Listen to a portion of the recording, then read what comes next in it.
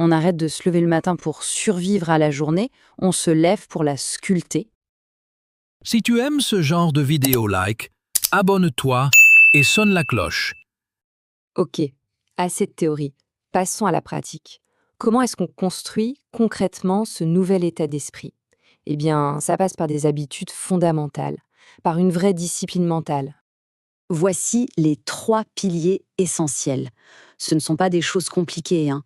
Ce sont des pratiques quotidiennes qui, une fois qu'on les combine, créent une dynamique surpuissante. On va les explorer une par une. L'action sans réflexion, c'est comme courir à toute vitesse dans la mauvaise direction. Franchement, cette métaphore est parfaite. On peut s'agiter, transpirer, brûler des heures et des heures, mais si on va dans la mauvaise direction, tout cet effort ne sert à rien. La plupart des gens ne prévoient jamais de temps pour juste réfléchir.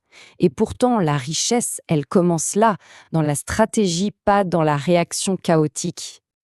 Le deuxième pilier, c'est de contrôler ce qui nourrit notre esprit. L'esprit, c'est comme un terrain fertile, un jardin.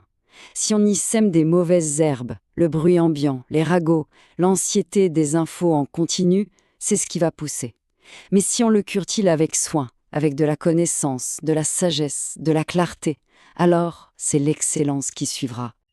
Bon, une fois qu'on a posé les bases de cette discipline mentale, il faut voir comment l'appliquer de manière stratégique. Parce que, soyons clairs, être occupé et être productif, ce sont deux choses complètement différentes. Ça, c'est le filtre ultime. Chaque action, chaque tâche doit être vue comme un investissement. Et comme pour n'importe quel investissement, on doit se poser la question « quel est le retour ?» Rien que cette question, elle transforme complètement la façon dont on gère son temps et son énergie.